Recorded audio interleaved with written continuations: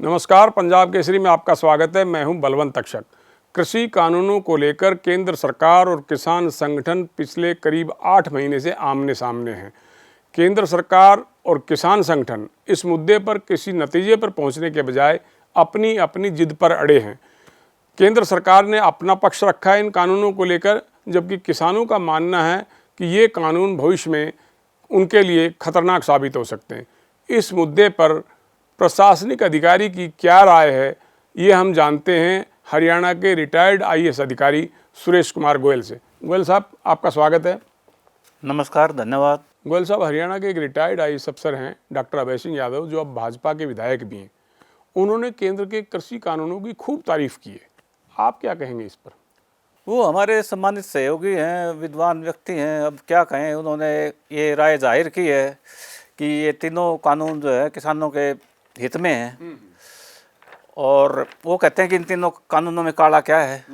मैं ये कहता हूँ कि इन तीनों कानूनों में सफ़ेद ही कुछ नहीं है। मुझे तो सफ़ेद ही कुछ नज़र नहीं आता।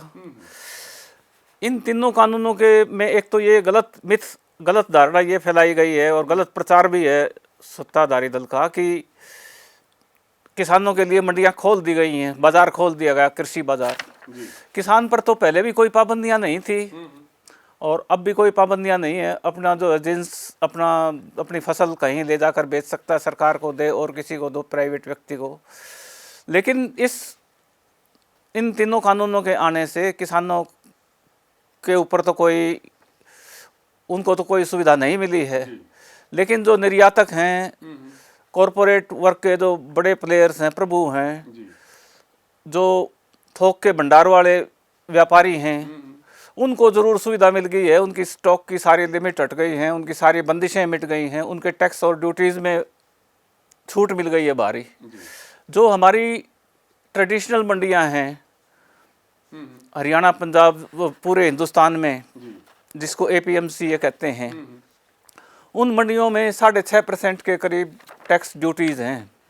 2.5% आड़त है, 2% HRDF या सेस है, और 2% मार्केट फीस है, जिसको दामी बोलते हैं। हम गोयल साहब, तो मैं ये कह रहा हूँ कि इन मंडियों में 6.5% के करीब टैक्स हैं।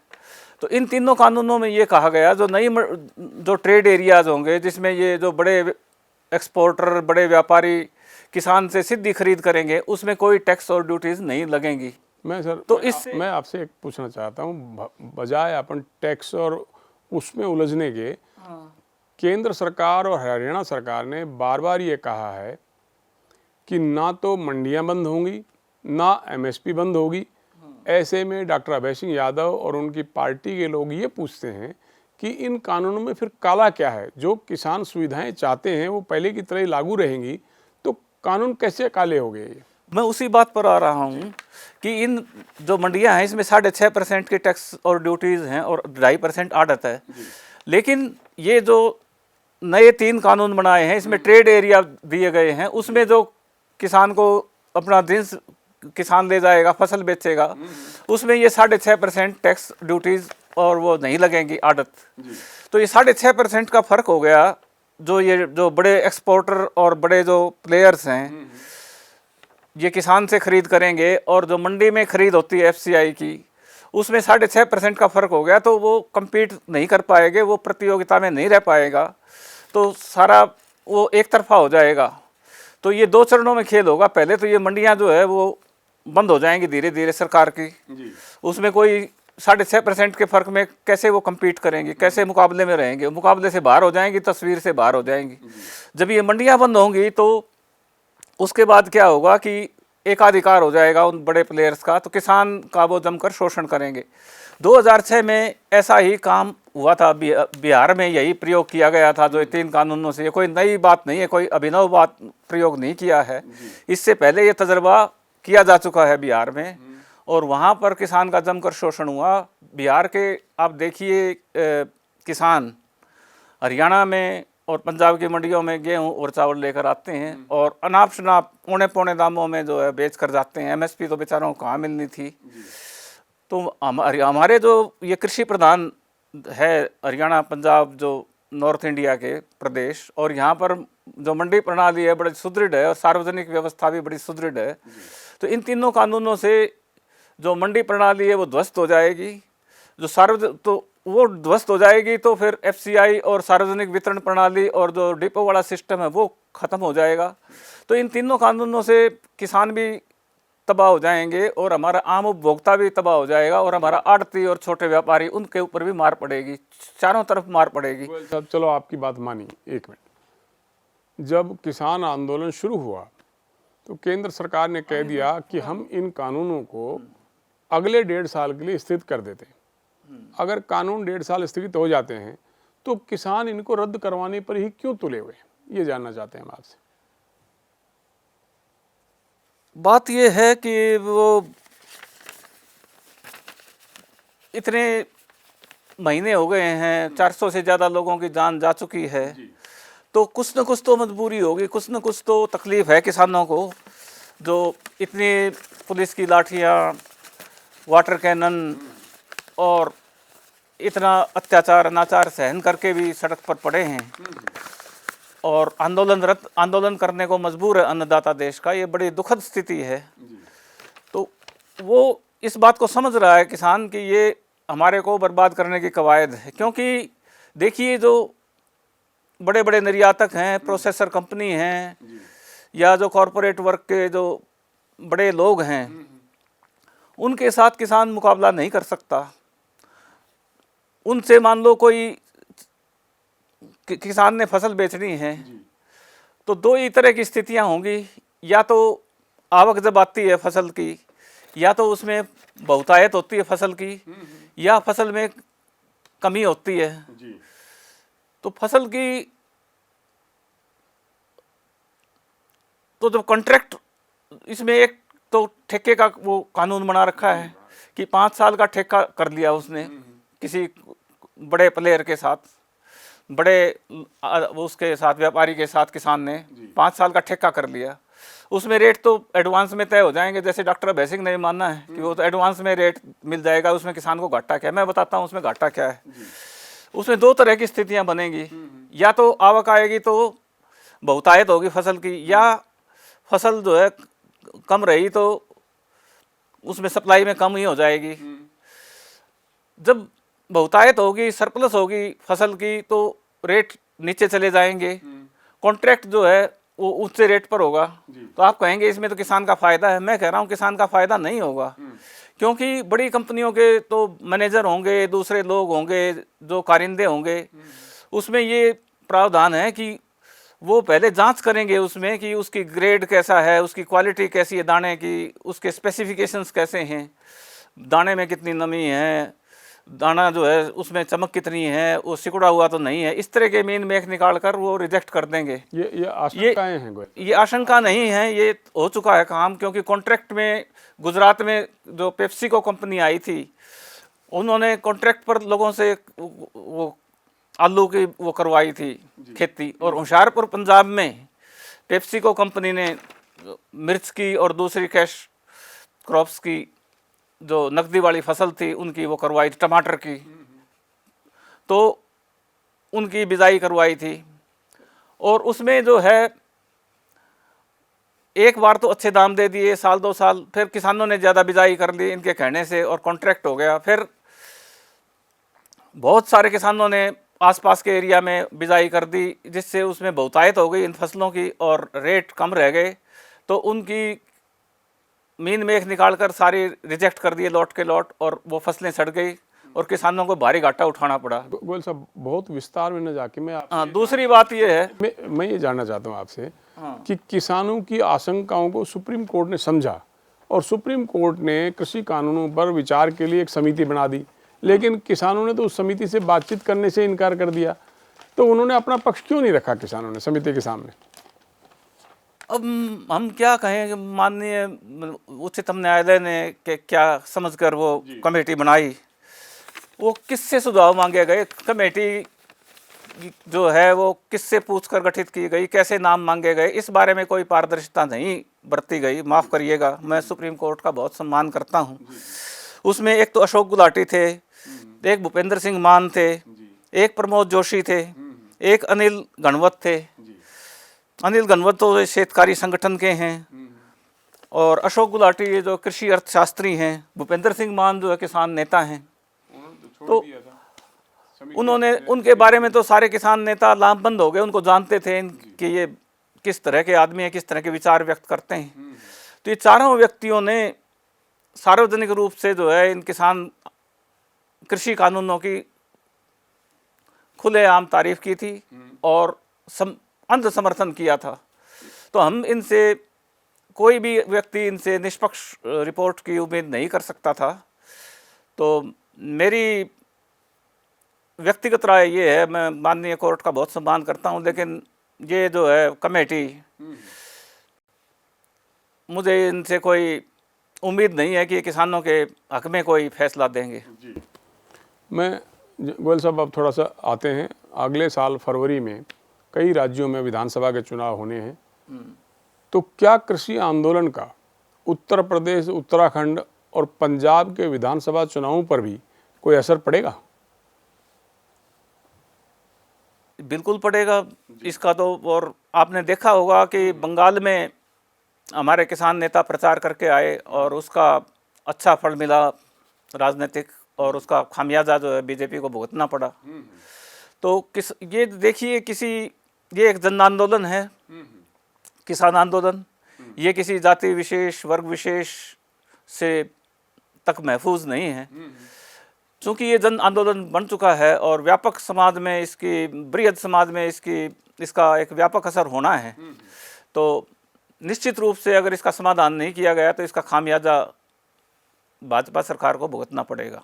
आपने देखा होगा कि बॉर्डर पर जो किसान बैठे हैं, उनको उठाने के लिए स्थानीय लोगों ने घेराबंदी शुरू कर दी है, सरकार पर दबाव डालना शुरू कर दिया है। आपको लगता है कि ये स्थानीय लोगों की अपनी आवाज़ है या इसके पीछे सरकार या प्रशासन का कोई हाथ नज़र आता है आपको?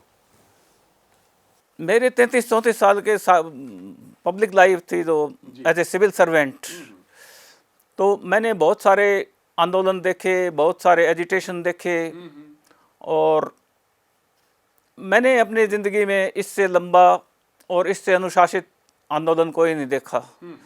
तो ये तो बिल्कुल गांधी और महात्मा गांधी के अनुयायी हैं, अहिंसावादी हैं, बिल्कुल शांति बनाए हुए हैं, और मुझे नहीं लगता कि इनसे किसी बात की कोई तकलीफ़ किसी को होनी चाहिए।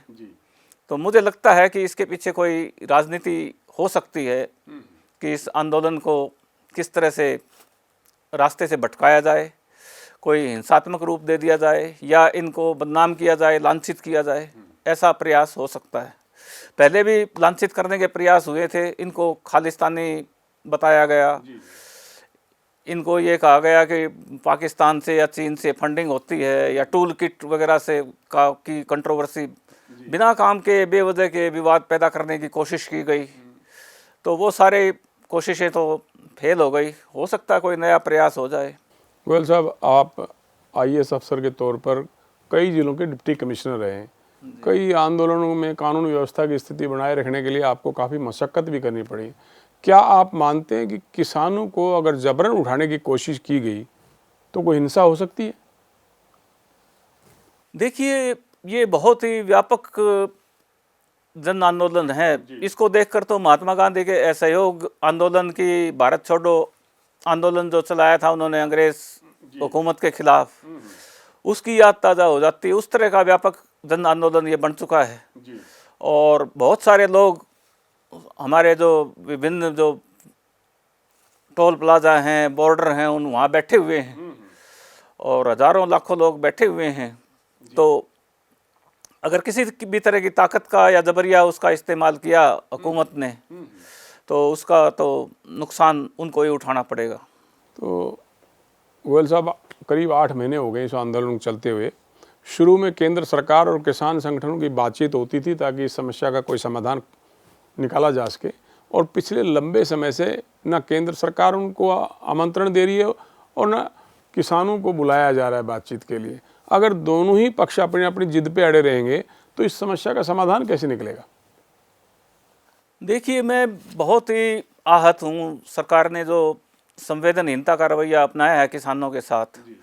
पहले देखिए कितना बर्बरतापूर्ण लाठीचार्ज किया गया पीपली में, और बॉर्डर पर भी वाटर कैनन का इस्तेमाल किया गया, आंसू गैस छोड़ी गई और बल प्रयोग किया गया और टिकैत साहब को जबरी उठाने के भी प्रयास हुए। तो उनके आंसुओं के सैलाब से कितनी जन सहानुभूति हुई वो उनकी उसकी तफसील में मेरे को जाने की ज़रूरत नहीं है। तो सब कितने 11-12 राउंड हो चुके हैं, वार्ता पर वार्ता, जैसे तारीख पर तारीख देते हैं कोर्ट में, उस तरह से सरकार जो है अपनी जिद पर अड़ी हुई है। पहले तो वो ये मानते थे कि ये अनपढ़ लोग हैं, भोले भाले लोग हैं, कम पढ़े लिखे लोग हैं, किसान नेता जो है वो ढीले ढाले कपड़ों में पगड़ी पगड़ी बांधे हुए वैसे नजर आते थे। कम पढ़े लिखे सरकार के जो चश्मे वाले जो मेरे जैसे थे बाबू लोग, जो ब्यूरोक्रेट्स थे, जो नौकरशाह। तो जब बातचीत हुई तो उन्होंने इतने सुसंगत ढंग से अक्रॉस द टेबल बात की और विमर्श में इतनी अच्छी बात की। हमारे जो मेरे को ये पता चला अपने सूत्रों से कि सरकारी जो तंत्र था, अमला, सरकारी सेक्रेटरी बहुत पढ़े लिखे भारत सरकार के, उनकी बोलती बंद कर दी। और जो कृषि वैज्ञानिक और दूसरे विशेषज्ञ थे मीटिंग में, सरकार के तो बहुत बड़ा वो होता है सपोर्ट सिस्टम, उन सब लोगों की जो टीम थी फौज, उनकी बोलती बंद हो गई। और कई बिंदुओं पर सरकार के जो नुमाइंदे थे उनको जवाब नहीं आया। इन दोनों कानूनों में ये व्यवस्था थी, मसलन एक उदाहरण दे रहा हूँ मैं, कि जब किसान अपनी जींस बेचता है किसी व्यापारी को, एक्सपोर्टर को, व्यापारी को, उनका कोई आपस में झगड़ा हो जाता है, तो झगड़ा होने की सूरत में उसका क्या मतलब समाधान होगा, उसका डिस्ट्रेस मैकेनिज्म क्या होगा। तो आपको ये जानकर हैरानी होगी तक्षक साहब कि इसमें कोई कोर्ट में जाने की व्यवस्था नहीं है। पहले जो है एसडी एक कॉन्सिलिएशन बोर्ड बना दिया कि वहाँ बैठ के बातचीत से सुलझ जाएं दोनों पक्ष, अपनी उसको लेन देन का विवाद तो हो ही जाएगा, कोई न कोई लेना देना जब आपस में करेंगे। मैं आपको सामान देता हूँ, आप मेरी पेमेंट करते हैं, व्यापार में लेने देने पर झगड़ा तो हो ही जाता है। तो उसका मैकेनिज्म इन्होंने ये बनाया है कि पहले जो है एक बोर्ड होगा, उसमें बातचीत से सुलटाने की कोशिश करेंगे। अगर वहाँ से नहीं सुलटा तो फिर एसडीएम के यहाँ अपील करेंगे, एसडीएम से नहीं सुलटा तो फिर डीसी के यहाँ अपील करेंगे। कोर्ट में जाने की पूरी पाबंदी लगा रखी कि कोर्ट में नहीं जाएंगे और कोर्ट को कोई अख्तियार नहीं होगा इसमें दखल देने का। तो इसमें तो सरकार की नीयत साफ ही नहीं है, क्योंकि कोर्ट में जाने का तो हक है सारे नागरिकों को अपने अधिकारों के लिए, अपने हकूक़ के लिए। तो किसानों के नेताओं ने इस बात को उठाया मीटिंग में कि आप कोर्ट में जाने का हक कैसे छीन सकते हैं, जुडिशियल रिव्यू की पावर कैसे ले सकते हैं। और कोर्ट, माफ़ करिएगा, कोर्ट ज़्यादा निष्पक्ष होती हैं, क्योंकि सरकारी अधिकारी तो सरकारी तंत्र के दबाव में होते हैं। तो वो तो पिसा, उनकी निष्ठा जो है पिसा के मीनार की तरह झुकी हुई होती है, वो ज़्यादा निष्पक्ष हैं। कोर्ट वो दबाव में नहीं होते। मैं ये नहीं कह रहा कि कौन ज़्यादा करप्ट है या कौन ज़्यादा ईमानदार है, मैं इस मुद्दे पर नहीं जा रहा। मैं ये कह रहा हूँ कि कोर्ट की जो ऑटोनोमस जो बनावट और बुनावट जो ढांचा है जो है उनका इस तरह का है कि वो उनके ऊपर सरकार का दबाव नहीं है। गोयल साहब, मैं इसलिए ये मैं ये जानना चाह रहा, तो इस मुद्दे पर जो है वो इनका कोई जवाब नहीं मिला। इसी तरह से कई और दूसरे मुद्दे थे, इनको कोई जवाब नहीं सूझा। उसमें आढ़तियों को क्यों बीच में से हटा रहे हैं? आढ़ती मान लो हटा देंगे, 2.5% के जो कमीशन एजेंट्स हैं वो 16 तरह के काम करते हैं, ढुलाई करते हैं, माल की सफाई करवाते हैं, बारदाना इस्तेमाल करते हैं, लोडिंग अनलोडिंग, ट्रांसपोर्ट अरेंजमेंट्स और सारी पेमेंट लेकर हिसाब रखना। किसान के और उसके जो प्रोक्योरिंग एजेंसी है एफसीआई, उसके बीच में सेतु का काम करता है आढ़ती। और आढ़ती का और उसका बीच एक परस्पर विश्वास का नाता है, उसमें कोई खामियां हो सकती थी तो आढ़ती को हटाकर उसके जो है वो कोट पैंट वाले वो आ जाएंगे, कारपोरेट वाले बाबू लाखों में पैकेज लेंगे, वो सस्ते कैसे पड़ेंगे? मैं ये उसमें उसी में गोयल साहब, मैं जवाब आपका लंबा हो रहा, मैं ये जानना चाह रहा हूँ कि आपने बताया कि किसान संगठनों ने बातचीत के दौरान जो केंद्र सरकार के प्रतिनिधि थे उनकी बोलती बंद कर दी, उनकी बोलती बंद कर दी। हमने मान ली बात। आप खुद एक ब्यूरोक्रेट रहे हैं, आपकी नज़र में इस समस्या का समाधान क्या है? तो कई जगह उन्होंने मान लिया कि ये गलत है, ये गलत है, ये गलत है, तो हम ठीक कर देंगे। मैं ये कह रहा हूँ कि जो काबिल रफू न था वो दामन हम सिए गए। जो काबिल रफू नहीं है उस दामन की सिलाई क्यों किए जा रहे हो आप, इसको खारिज करो और ख़त्म करो इसको झगड़े को, और एमएसपी को जो है बहाल करो आप। तक्षक साहब, इसका संतोषजनक हल तो इसी बात में निकलेगा, इसी में कि तीनों काले कानूनों को सरकार रद्द करे, एमएसपी को एक कानूनी दर्जा दे, और जो ये मरे हैं, शहीद हुए हैं किसान आंदोलन में 400 से ऊपर, इनके आश्रितों को नौकरी दे सरकार और मुआवजा दे, और जो झूठे मुकदमे बनाए हैं आंदोलन पर बैठे नेताओं के, वो सब रद्द करे। शुक्रिया गोयल साहब पंजाब केसरी से बातचीत के लिए। तो ये थे हरियाणा के रिटायर्ड आईएएस अफसर सुरेश कुमार गोयल, जिनका ये मानना है कि इस समस्या का समाधान केंद्र के कृषि कानूनों को रद्द करने से ही निकल सकता है। पंजाब केसरी के लिए कैमरामैन अमनदीप सिंह के साथ बलवंत तक्षक।